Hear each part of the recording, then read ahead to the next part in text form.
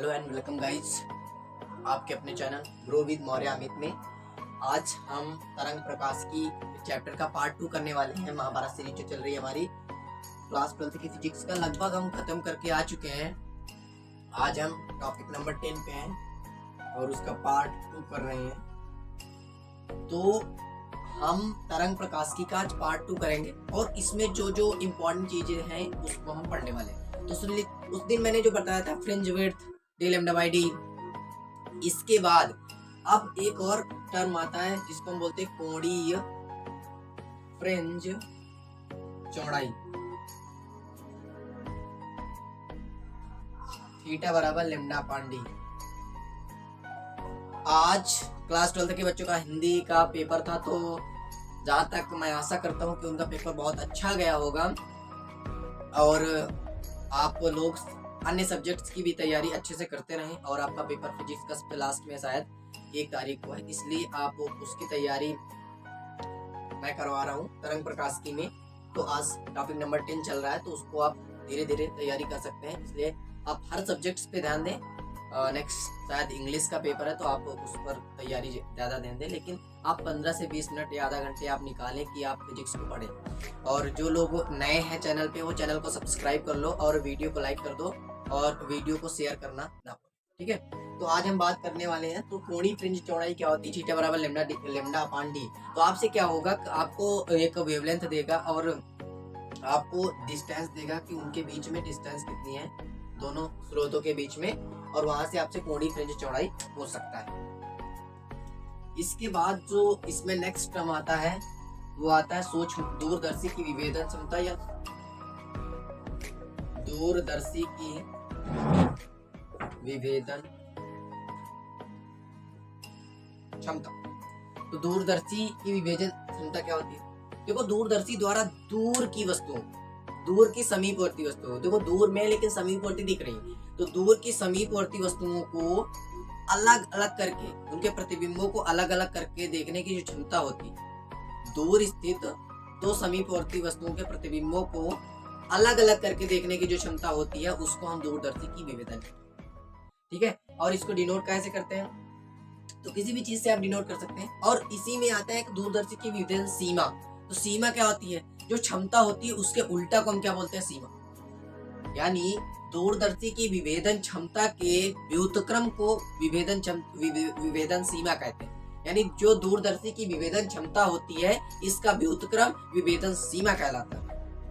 अब होती क्या है विभेदन सीमा, तो विभेदन सीमा का क्योंकि क्वेश्चन में आपको विभेदन सीमा पूछी जा सकती है, तो होती 1.22 लैम्डा बाई डी, ये होती है। और इसका रेडियन, तो अगर आपसे पूछता है दूरदर्शी की विभेदन सीमा क्या होती है, तो सीमा होती है। अगर क्षमता पूछता है तो इसका रेसिप्रोकल कर दो, डी अपॉन 1.22 लैम्डा हो जाएगा, ये आपकी क्षमता हो जाएगी। तो दूरदर्शी की विभेदन क्षमता ये होती है, विभेदन सीमा ये होती है। मैंने बोला क्या, इसकी परिभाषा क्या होती है कि दूर स्थित वस्तुओं, समीपवर्ती वस्तुओं के प्रतिबिंबों को अलग अलग करके देखने की जो क्षमता होती है, उसको हम बोलते हैं दूरदर्शी की विभेदन क्षमता।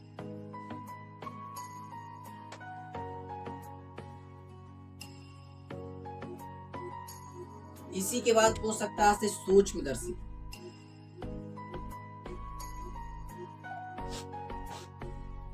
अब सूक्ष्मदर्शी द्वारा, अब यहाँ पे हम बात कर रहे हैं सूक्ष्मदर्शी की, तो सूक्ष्मदर्शी द्वारा निकट स्थित दो वस्तुओं के प्रतिबिंबों को अलग अलग देखने की जो क्षमता होती है, निकट स्थित, देखो सूक्ष्मदर्शी द्वारा दो निकट स्थित वस्तुओं के प्रतिबिंबों को क्या करना है, अलग अलग करके देखने की जो क्षमता होती है, उसको हम क्या बोलते हैं, सूक्ष्मदर्शी की विभेदन क्षमता बोलते हैं। और इसके रेसिप्रोकल को विभेदन सीमा बोलते हैं। तो जैसे मान लो ये एक एंगल अल्फा मान लेते हैं, ये अल्फा है, तो दोनों 2 अल्फा हो जाएगा। तो ये हमारा एक कोण टाइप में बन जाता है। यहाँ पे क्या है, ये ऐसे, ठीक है। तो ऐसे अलग अलग करके, यहाँ पे बहुत समीपवर्ती हैं, और यहाँ पे जब ये देखो अलग अलग वस्तुएं यहाँ पे दिख जाएंगी, बहुत समीपवर्ती हैं, उनको अलग अलग करके देखा जा रहा है।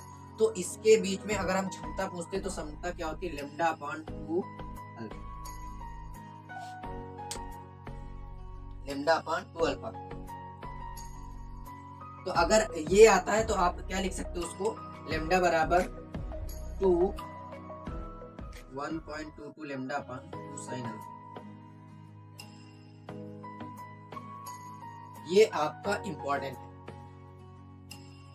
विभेदन सीमा, ये सूक्ष्मदर्शी की विभेदन सीमा क्या होती है? 1.22 लैम्डा अपान 2 साइन अल्फा।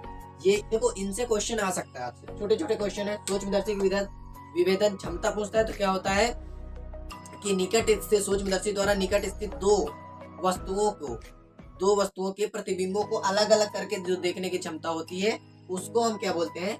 सूक्ष्मदर्शी की विभेदन क्षमता बोलते हैं। और दूरदर्शी में क्या था?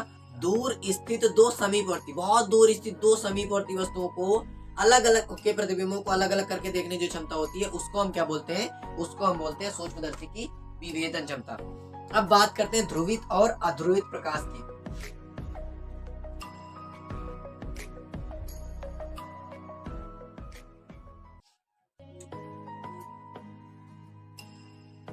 अध्रुवित प्रकाश, देखो क्या होता है? प्राकृतिक प्रकाश, ये जो प्रकृति में जो प्रकाश आता है ये सारा क्या होता है? अध्रुवित प्रकाश होता है। यानी प्रकृति में जो प्रकाश है उसको हम क्या होता है? वो हमारा अध्रुवित प्रकाश होता है। इसमें क्या होता है? अध्रुवित प्रकाश में विद्युत क्षेत्र के कंपन करने के जो वेक्टर्स होते हैं वो क्या होते हैं? लंबवत होते हैं।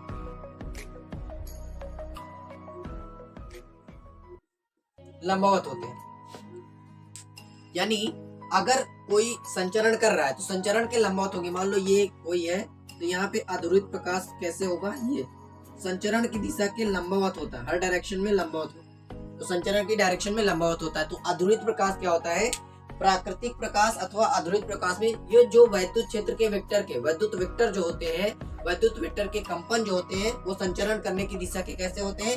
लंबवत होते हैं। संचरण करने की दिशा के लंबवत होते हैं। अब ये तो आपको पता है कि अध्रुवित प्रकाश होता है, क्योंकि आपको पता होना चाहिए ध्रुवण केवल अनुप्रस्थ तरंगों में होता है, अनुप्रस्थ तरंगों में। तो अध्रुवित प्रकाश की बात क्यों कही गई है? क्योंकि ये प्रकाश क्या है? अनुप्रस्थ तरंग है। तो अध्रुवित प्रकाश अगर कहीं पे एग्जिस्ट, ये ध्रुवण का गुण जो होता है वो सिर्फ और सिर्फ किस में होता है? अनुप्रस्थ तरंगों में होता है। तो अनुप्रस्थ तरंगे कहाँ होती है? प्रकाश है जैसे, तो प्रकाश में तो अध्रुवित प्रकाश क्या होता है कि इसमें जो अब अनुप्रस्थ तरंगों में आपने पढ़ा था कि जब जो उसके चलने की गति होती है वो कैसी होती है? लंबवत डायरेक्शन में चलती है, यानी वो ऐसे चलती है।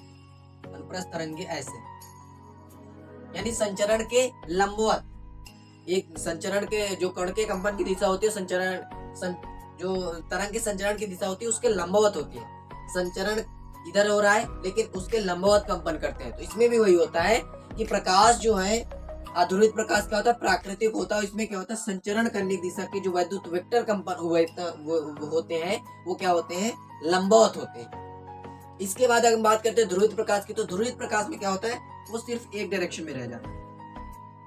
प्रकाशी कक्षा क्या होती है? समांतर होती है, तो उसमें एक ही प्रकार का प्रकाश जा पाता है, बाकी प्रकाश नहीं जाएगा, मतलब एक ही डायरेक्शन में प्रकाश जा पाएगा।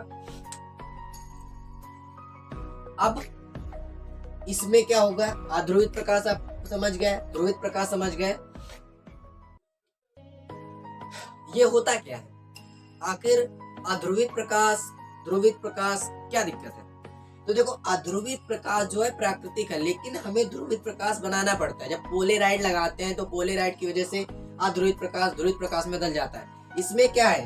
देखो, है वही चीज, है प्रकाश ये, यहाँ पे पोलेराइड लगाएंगे हम। तो जब हमने पोलेराइड लगाया तो क्या हुआ? सिर्फ और सिर्फ एक डायरेक्शन में जाएंगे, मतलब लंबवत तो अभी भी है, लंबवत अभी भी है, लेकिन अब क्या है? सममित रूप से एक ही डायरेक्शन में हो गए। अभी क्या अलग अलग थे ना, सभी डायरेक्शंस में थे, अब एक ही डायरेक्शन में हो गए। बस इतना फर्क हो जाता है ध्रुवित और अध्रुवित प्रकाश में। सममित रूप से सभी डायरेक्शन में नहीं है, यहाँ पे क्या हो गया? एक ही डायरेक्शन में हो जाता है।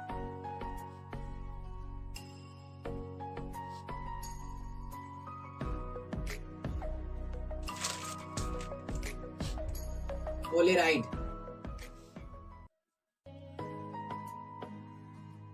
पोलेराइड क्या होता है? तो एक होता है क्विनैन आइडोसल्फेट, क्विनैन आइडोसल्फेट, उसी को हम हर्फैथाइड बोलते हैं। हर्फैथाइड के अति सूक्ष्म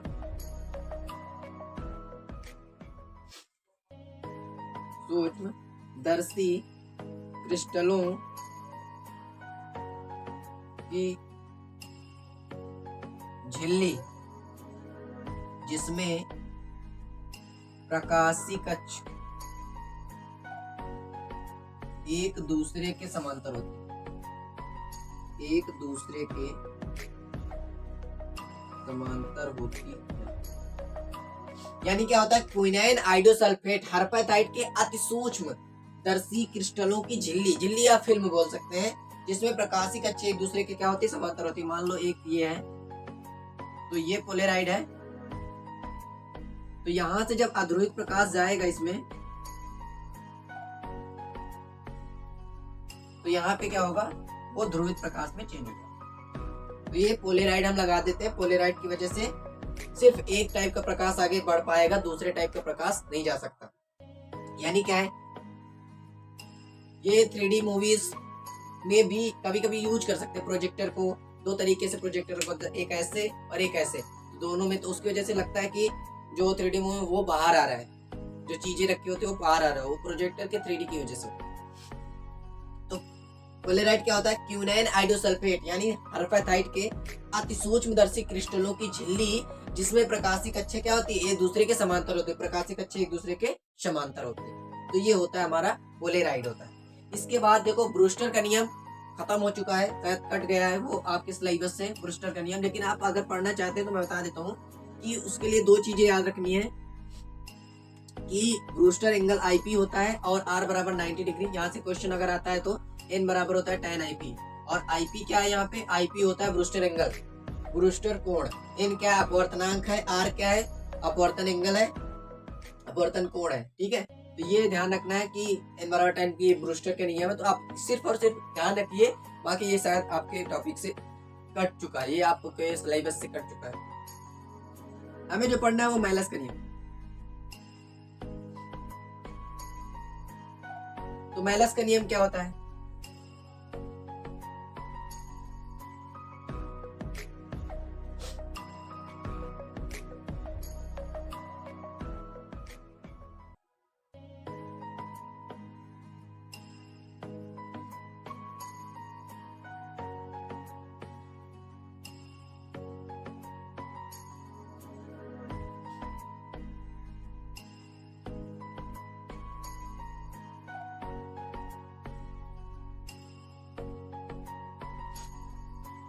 तो क्या है कि मैलस का नियम क्या बोलता है।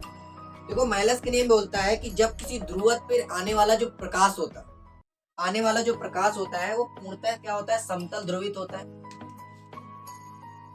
जब किसी ध्रुवक से प्रकाश आएगा तो कैसा होगा, समतल ध्रुवित प्रकाश होगा। तो उसमें क्या होता है कि जब वो किसी विश्लेषक पर गिरता है तो जो निर्गत विकिरण की तीव्रता होती है आई नॉट, ठीक है।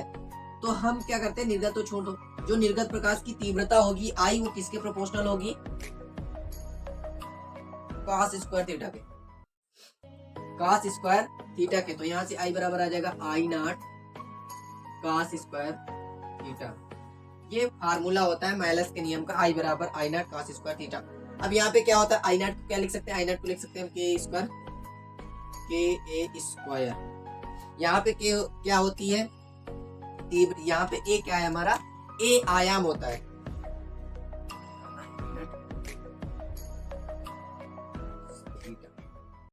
ए cos थीटा, क्योंकि ये एंगल ए cos थीटा। तो ये लंबवत डायरेक्शन में, जिस डायरेक्शन में उसी डायरेक्शन में जाए, तो आई किस पे डिपेंड करेगा, आई सिर्फ इस वाली पे डिपेंड करेगा, ए cos थीटा इस पे कोई मतलब नहीं, क्योंकि 90 डिग्री पे है cos थीटा 0, 90 पे cos थीटा 0 डिग्री पे हो जाता है, ये समांतर है।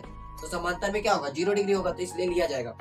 तो आई बराबर आ जाएगा यहाँ पे ए cos स्क्वायर थीटा, ठीक है, और कांस्टेंट हम के लगा देते हैं, तो यहाँ से के और ए स्क्वायर cos स्क्वायर थीटा, तो के ए स्क्वायर को हम क्या लिख सकते हैं, आई। तो यहाँ से आ जाएगा आई बराबर आई नॉट cos स्क्वायर थीटा। तो अगर आई नॉट बराबर के स्क्वायर आएगा तो इसके लिए आई मिनिमम और आई मैक्सिमम भी आ जाता है। तो आई मिनिमम बटे आई मैक्सिमम का होता है a1 माइनस a2 का होल स्क्वायर बटे a1 प्लस a2 का होल स्क्वायर। ये आई मिनिमम बटे आई मैक्सिमम का फार्मूला होता है, और आई बराबर आई नॉट cos स्क्वायर थीटा, ये इसका मैलस का नियम, माइनस का नियम है, आई नॉट बराबर के स्क्वायर, यहाँ पे पता होना चाहिए आई बराबर आई नॉट का स्क्वायर थीटा, ये तो रूल है। और आई बराबर यहाँ पे आई नॉट क्या होता है, के स्क्वायर होता है। तो बस इस टॉपिक में जो इंपॉर्टेंट चीजें थी मैंने आपको बता दी है। अगर आपको वीडियो अच्छा लगा हो तो आप चैनल को सब्सक्राइब कर लीजिए और वीडियो को लाइक कर दीजिए, और लोगों तक, बहुत सारे लोगों तक आप इस वीडियो को पहुंचा सकते हैं। उन बच्चों तक जरूर पहुंचा दें इनके पेपर है। आपका पेपर अगर हिंदी का अच्छा गया तो आपके लिए गुड लक, और अगर अच्छा नहीं गया तो टेंशन मत लो यार, अगले पेपर की तैयारी अच्छे से करो, उसमें अच्छा करके आओ। क्योंकि अगर आप उसको जो अगर खराब हुआ है पेपर, आप उस पर आप टेंशन लेके बैठे रहोगे तो यार फिर आगे वाला पेपर भी और खराब हो सकता है। इसलिए अगर आपका पेपर अच्छा नहीं गया है तो आप उसको छोड़ दो, आगे आने वाले पेपर पे आप अच्छी तैयारी करो। तो best of luck for your next exam and thanks for watching this video and good night.